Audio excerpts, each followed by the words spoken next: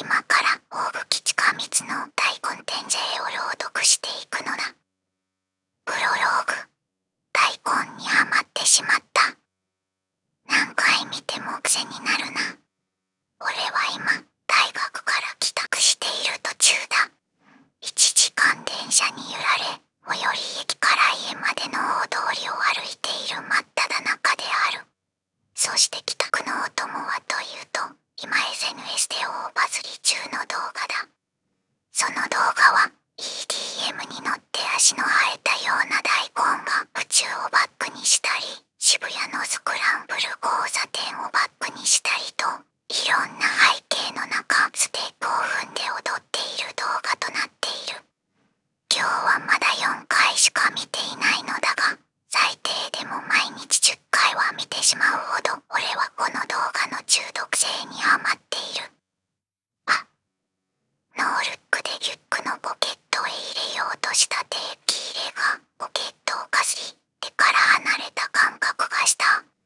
線をスマホから外し、歩いてきた地面に落とすと横断歩道の真ん中に見慣れた定期入れの姿があった。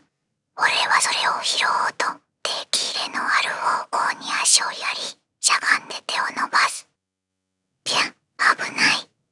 定期入れに手を伸ばしたのと同時に女性の叫び声が聞こえてきた。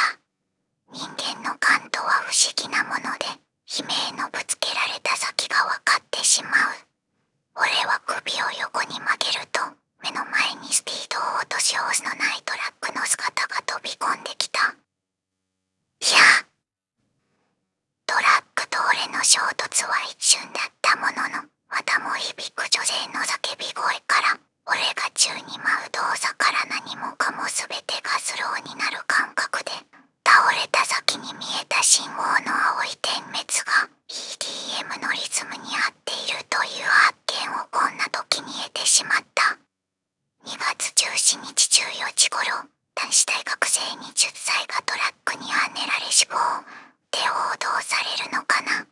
なんて分かりもしない未来のことが痛みを紛らわせるためか冷静にも頭に流れ、視界が暗くなっていった。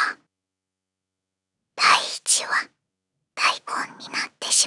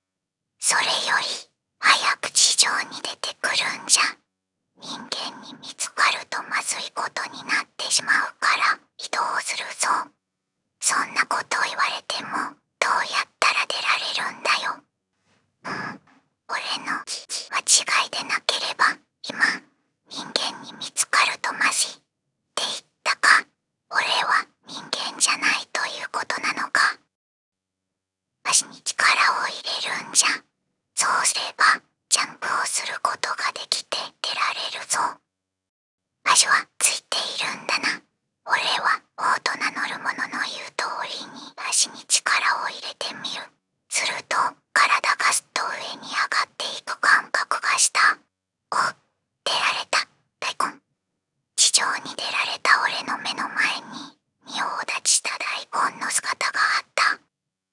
何を驚いておるんじゃ。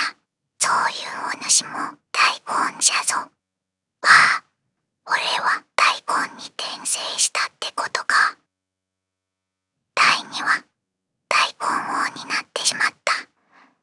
俺は王と名乗る大根に連れられ、人間の主角となっている草むらへ散った。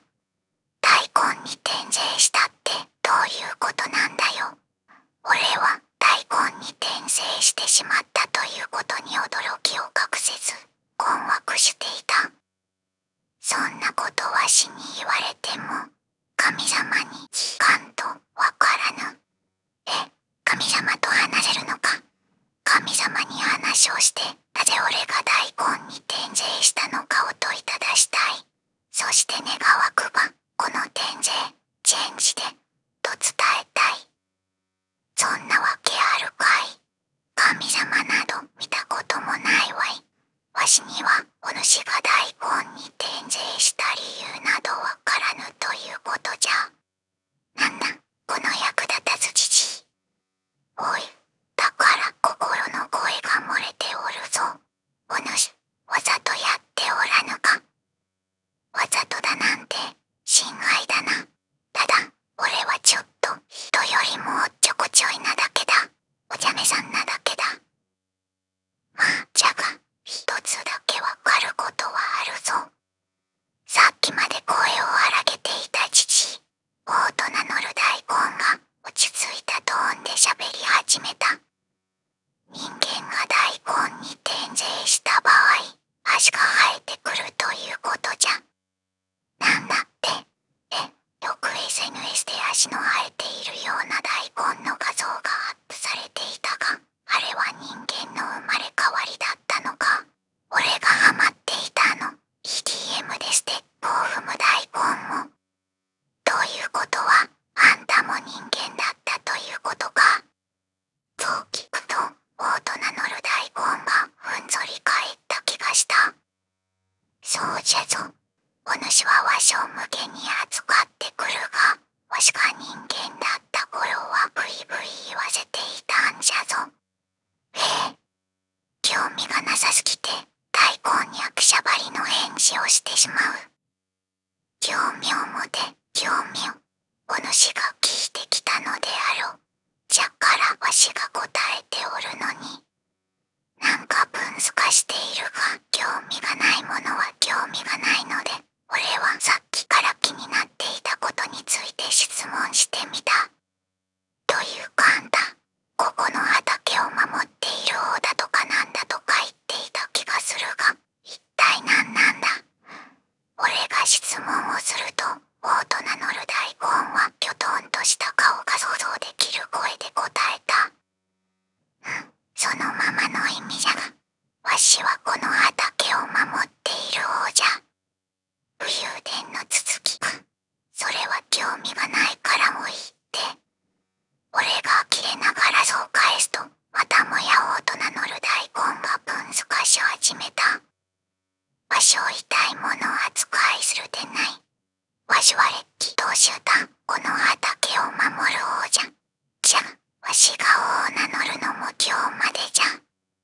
キリッとした空気が流れ始めると、王は真面目なトーンになる。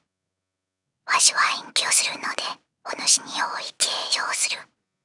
大根に転生したということだけでもキャパオーバーな俺に、この王は強烈な一言を放ってきやがった。わあ。大乱は、大根畑を守ることになってしまった。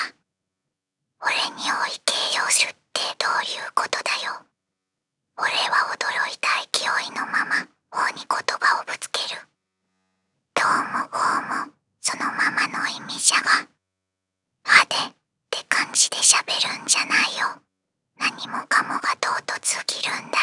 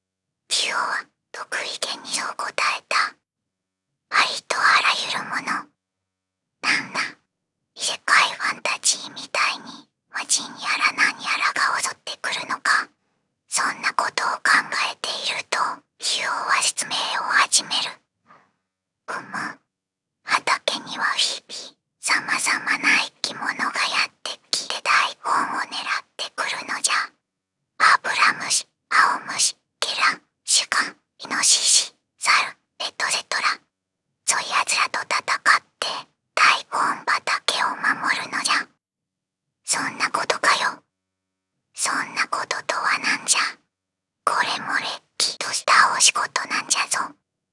俺は急に強く怒られてしまった。どういうか戦わなきゃいけないのかよ。戦うって追い払うだけじゃダメなのか。俺がそう聞くと首を振りたかったのだろうが、体全体を左右に振りながらキュオは答えた。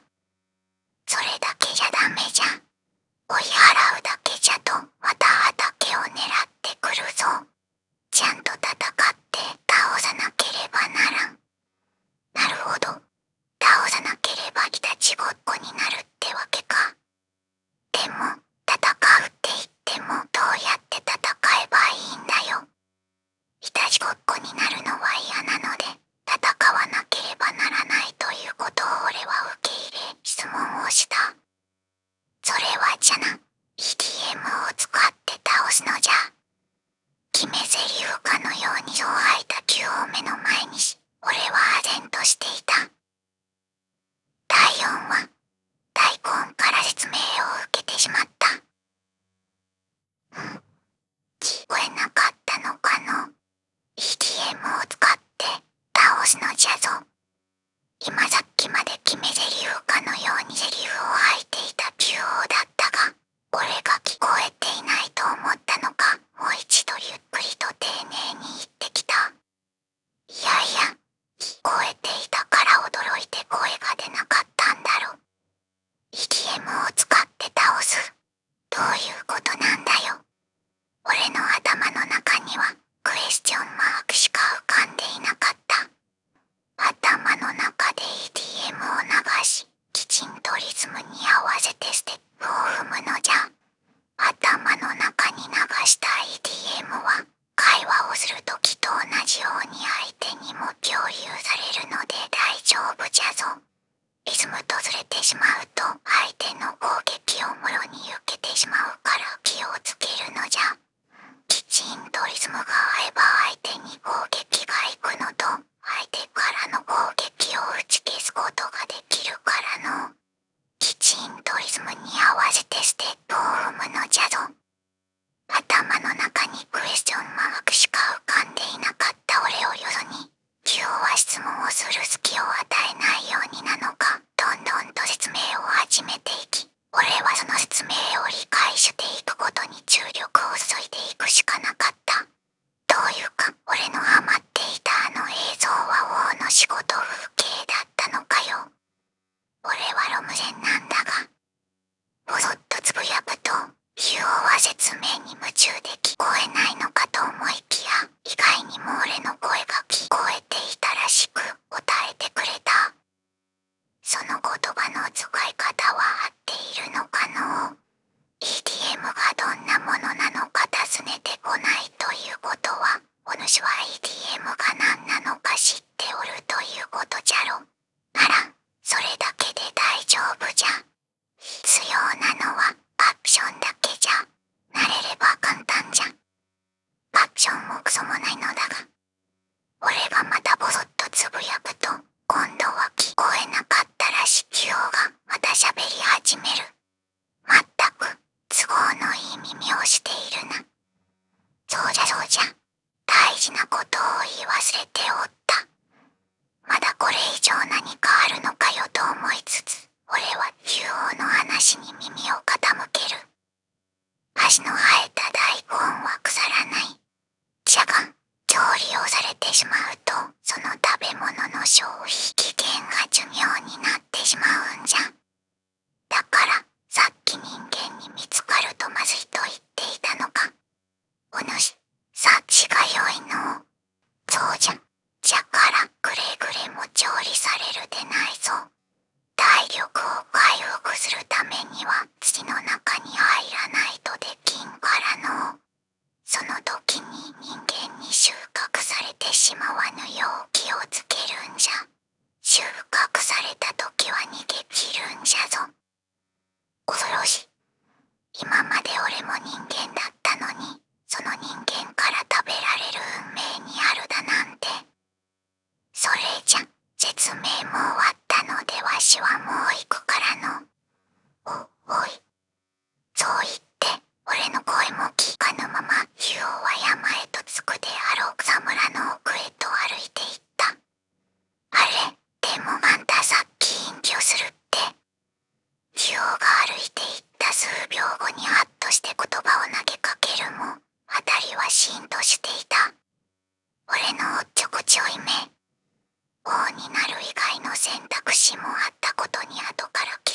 しまった俺は、自分のチャームポイントだと思っていたおっちょこちょいを初めて責めてしまった。大根は仕事をしてしまった。竜王はどこかへと行ってしまい、何か他にすることが思いつくわけではないため、とりあえずは王の仕事とやらをやってみることにした。とはいえ、辺りはとても静かだ。田舎には祖父母の家へ行くときくらいしか訪れた記憶がないので、コンクリート社会で育った俺にとっては時が止まっているように思える。日の当たり方からして今は昼だとは思うが、現状人間は見えず、平和とはこのことを言うのだろうと思えるほどののどかさだ。この時間帯だと人間に見つかる心配もないと思うので、畑の中を歩いてみることにした。しばらく歩くと、何やら小さいつぶつぶとしたものが大根の葉っぱについているのが見えた。なんだこれは。顔を近づけてみると、理科の授業で見た覚えがある虫だった。これはアブラムシか。俺の思ったことが伝わったのか、アブラムシはびっくりしたように思えた。そしてどこかへと行きそうな感じだったので、俺はアブラムシに待ったをかけた。おい、行かせねえぞ。こっちは退屈してんだよ。勝負だ。そう言うとどういう原理なのかはわからないが、辺りがオレンジと紫が混ざったような色となり、なぜか自分が違う時空にいるなと思った。そしてそこには、ここで心置きなく踊れ、と言わんばかりのフィールドが設けてあった。俺は、竜王に言われたことを思い出す。頭の中で EDM を流せばいいんだよな。俺は、人間時代にハマっていた EDM に乗って足の生えた大根がステップを踏んでいた動画の曲を頭に思い浮かべてみる。すると、俺の思い浮かべた曲が当たりになり響いていった。そして音ゲーのようにバーが現れた。この落ちてきている丸に合わせてステップを踏めばいいのか。俺は上から落ちてきている丸に合わせてステップを踏んでみる。シャン。落ちてきた丸に合わせてステップを踏むと気持ちのいい音が聞こえてきた。そして俺は次々と軽快にステップを踏んでいく。気持ちいい。すごく癖になる感覚だ。これはハマってしまう。俺は好きな曲ということもあるからか、ミスをすることなくステップを踏んでいき、気がつけば曲が終盤に差し掛かっていた。なんだ、粘ってんのか。楽しすぎて忘れていたが、俺はアブラムシと戦っているのだった。そのアブラムシの様子を見ると、千鳥足になりながら足が絡まりそうになっている。よっちゃん、最後だ。最後のステップを決めると、フルコンボの字が空中に浮かんでいた。そしてアブラムシの方を見ると、裏返しになって倒れていた。どうやら倒すことができたようだ。やったぜ。戦いが終わって数秒後、辺りがオレンジと紫が混ざったような色から元に戻り、フィールドも倒れたアブラムシも姿を消していた。これが大根王の仕事か。楽しいな。これなら俺でもやれるぜ。俺はもっと EDM に合わせてステップを踏みたいと体がうずうずしていた。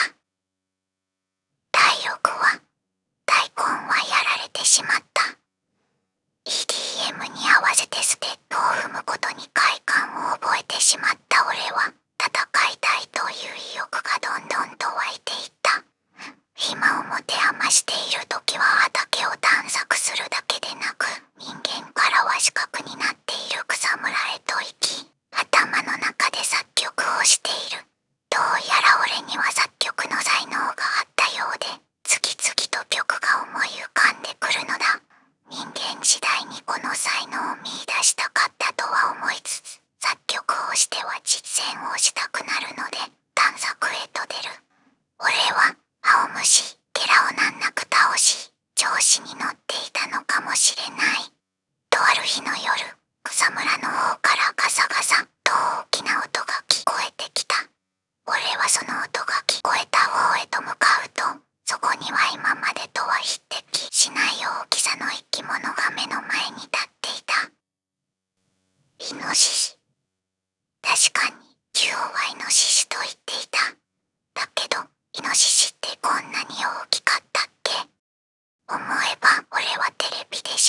獅子を見た記憶がなかった。そして今の俺は人間ではなく大根だ。自分の体よりも大きな生き物が目の前に立っているのはこんなにも恐ろしいものなのか。だが俺には戦うしかなす術はない。勝負だ。辺りがオレンジと紫が混ざったような色となり、フィールドが現れる。頭の中で EDM を流す。落ち着け。俺はそう自分に言い聞かせた。そう言い聞かせたはずなのに、恐怖からか思ったように足が動かない。俺は何度もステップを失敗し、イノシシからの攻撃を何度も受けてしまう。俺はとうとうその場から立てなくなってしまった。すると辺りは元の空間に戻っていった。イノシシが襲いかかってくると思ったが、意外にもその場から走って逃げ去っていった。俺は出せる力を精一杯使い、他の大根の埋まっていない畑のスペースへと行き、土の中に入っていった。恐怖というものは恐ろしい。今まで持っていたはずの自信がこんなにもあっさりと崩れ落ちてしまうなんて。俺は心の中で泣きながら傷を癒した。第7話、大根は捕まってしまった。なんだか懐かしい音がする。トントンとうるさいはずなのに安心する音。そしていい匂いが。母さん。そうだ、この音は母さんが料理を作っている時の音だ。眠気に重く引きずられながら、俺ははっきりと意識を取り戻していく。俺が目を覚ますと、そこには懐かしさを感じない台所があった。あ、違う。俺は死んだんだ。母さんじゃない。誰だ、このおばさんは。俺は足の高いダイニングテーブルの上に寝かされており、このダイニングテーブルから人が2人分通れるほどのスペースを確保して、壁際にシステムキッチンが設置してある。目の前では見知らぬおばさんが俺を背にして料理をしていた。誰なんだと思っていると、どこから来たのか、ギャルがいきなり俺の顔に近づき、物珍しそうな表情をしている。この大根、足生えてるんですけど、大根足じゃねえし、私より美脚なんじゃね。そう言うと、ギャルは息をするように様々な角度からパシャパシャとド派手なカバーをつけたスマホで俺を撮ってきた。俺はなんだか恥ずかしくなってしまい、ないはずのあそこを隠したくなり、もぞもぞと少し動いてしまった。するとギャルの手が止まり、スマホで見えなくなっていた顔がゆっくりと姿を現しながら不思議そうな表情をしていた。ね、お母さん、今この大根を置いたんですけど。ギャルは表情と同じように不思議そうな声で言うと、料理をしていたおばさんが振り返った。そんなはずないでしょ。あなた早起きして畑作業を手伝ってくれたから疲れているのよ。さ、もう少ししたらご飯にするからシャワーを浴びてらっしゃい。このおばさんはギャルの母親か。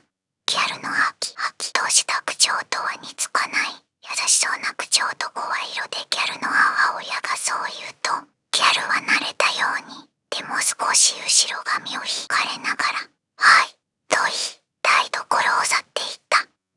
俺は台風のようなギャルが去っていったことと、ギャルの母親の優しそうな雰囲気に安心してしまっていたが、しばらくして自分の置かれている状況にハッとした。待てよ、俺って今、ピンチな状況なんじゃねえか。確かあのじじ、調理をされてしまうと、その食べ物の消費期限が寿命になってしまうって言ってたよな。俺は今、台所にいて目の前ではおばさんが料理を作っている。つまり、俺、これから料理されるのか。第8話、大根は決意してしまった。怖い思いをして安らいでいたはずだったのに、またこんな思いをしなければならない。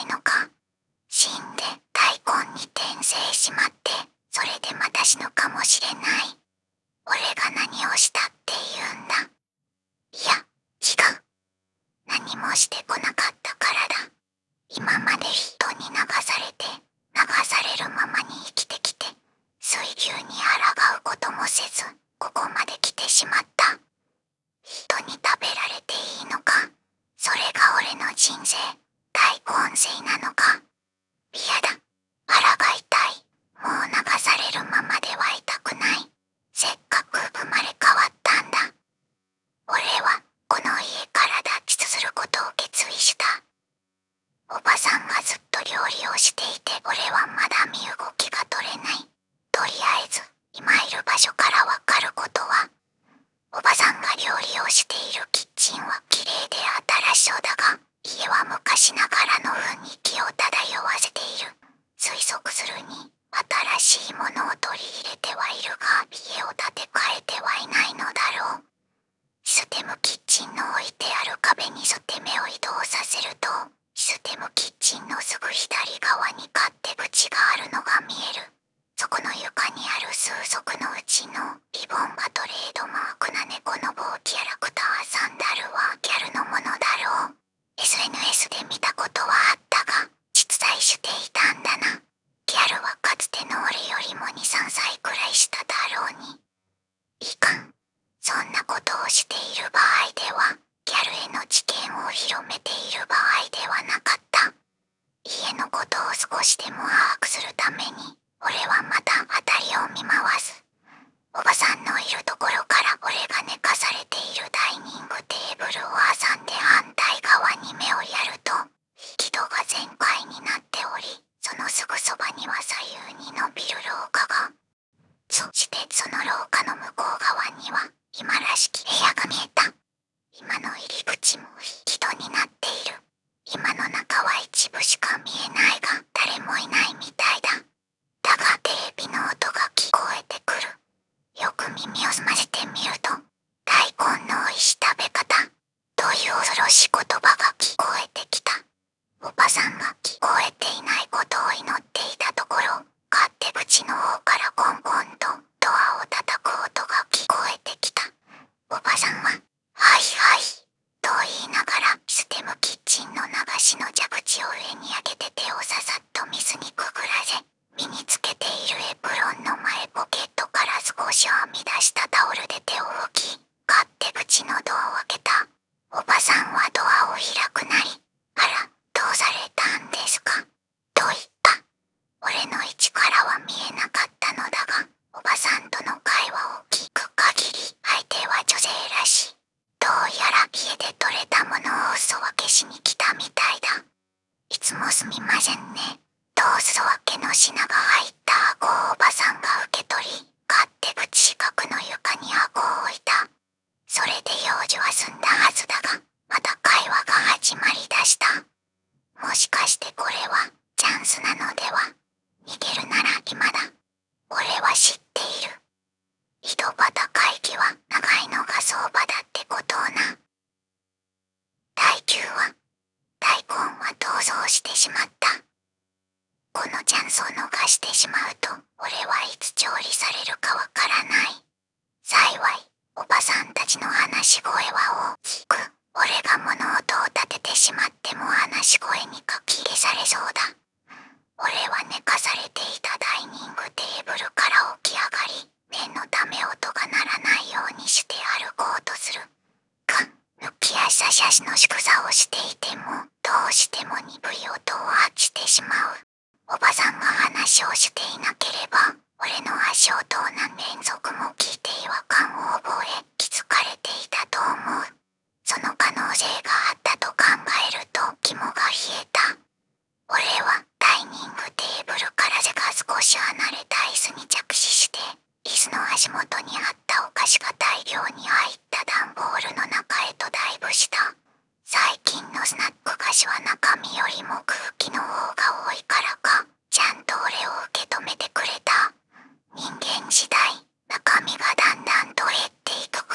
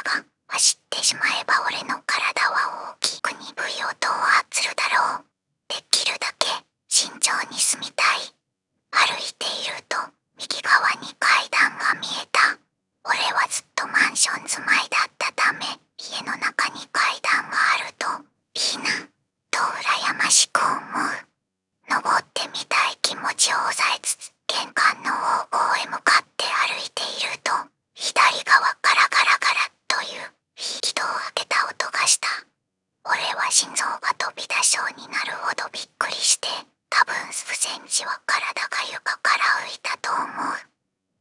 さっかりした。俺を驚かせた音がしたところと同じ場所からギャルの声が聞こえてきた。そういえばギャルはおばさんに促されてシャワーを浴びていたんだったな。どうやら俺の左側には風呂場と脱衣所があるみたいだ。どうしようと思っていたが、まだ玄関に行くには部屋一つ分くらいの距離がある。脱衣所の引き戸だろうと思う場所の隣の部屋の扉が少し開いていて、その正面の部屋の引き戸も開いているのが見える。ひとまずそのどちらかの部屋へと逃げるしかない。俺は右の部屋と左の部屋、どちらかの部屋へと逃げることを決めた。大根は左の部屋を選択してしまった。俺は左の扉が少し開いている部屋へと飛び込んだ。